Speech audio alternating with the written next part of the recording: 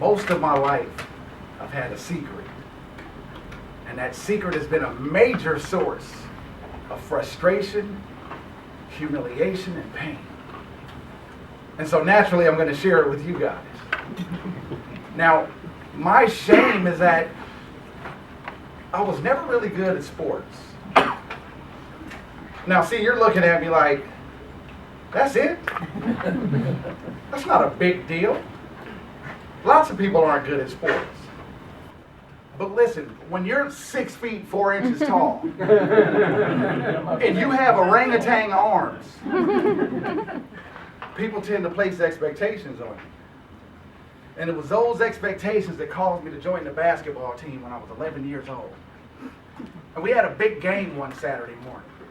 And by the fourth quarter, we were down by 2 points with 20 seconds left to go in the game. I stole the ball, I drove it to the basket, and it went in. Man, I started feeling like Magic Johnson.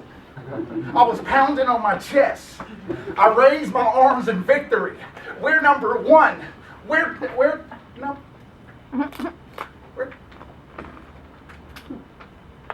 I look over and I see that the other team is celebrating right along with me. And I thought, well, that's odd. And then I looked up at the scoreboard and I could see exactly what the problem was.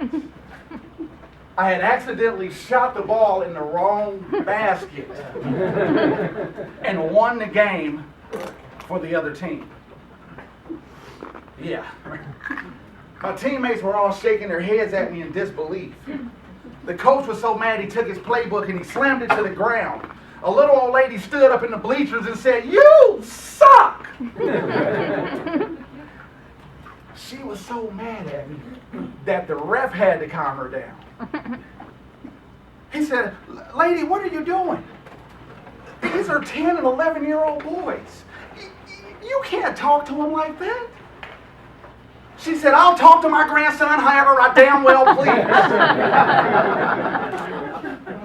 Now, you know it's bad when your own grandmother thinks you suck. Turn to your neighbor and say, "Yeah, that's bad." And that ended my basketball career. A couple of years later, my dad talked me into playing football. And they threw me out into the game. The quarterback called the play.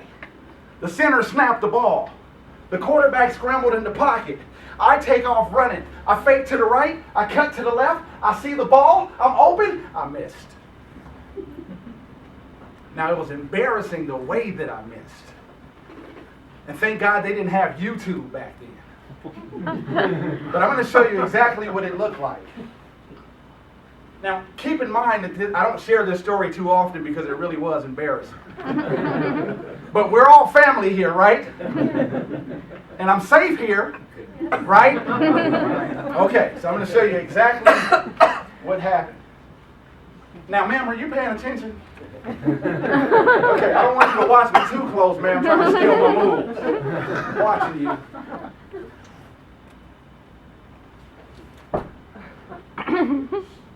Who catches like that?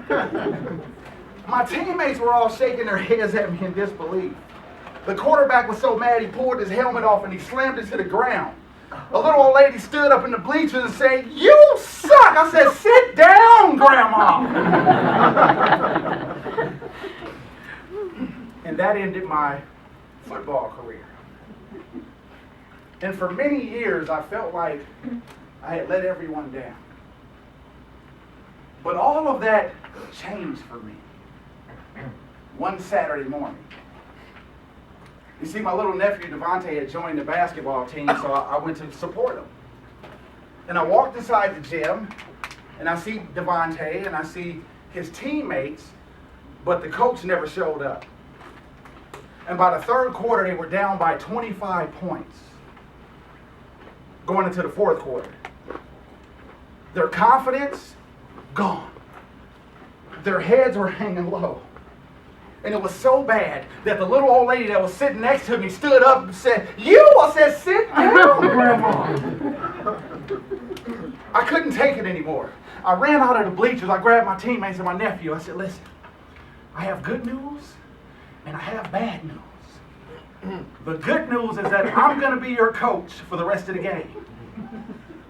Bad news, I don't know the first thing about being a coach.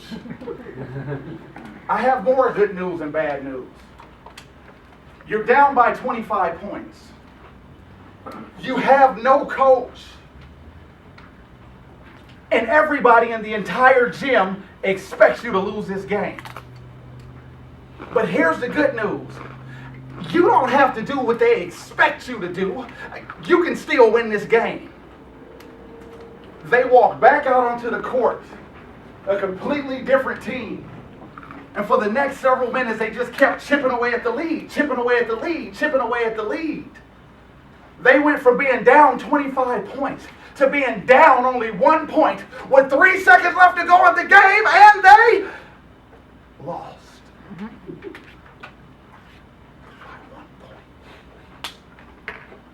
But as soon as the game was over, everyone rose to their feet and gave them a thunderous round of applause for the display that they had put on. I've never been more proud.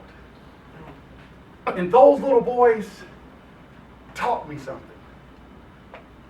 One Saturday morning. That you can spend your entire life trying to live up to the expectations of other people and still be miserable. Or you can follow your own heart and give yourself a chance to win.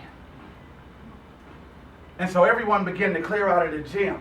And I looked up in the bleachers and my grandmother was still sitting there. And she's staring at me.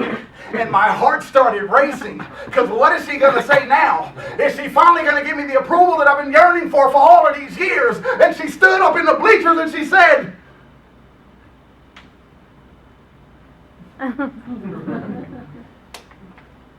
and I said, "Thank you, Grandma. Now sit down."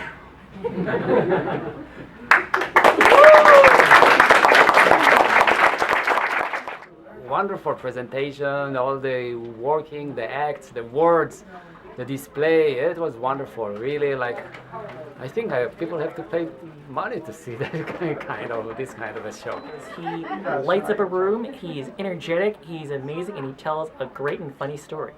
Michael, you did an outstanding job on this speech. I totally enjoyed it. I was laughing. I was just cracking up the whole time.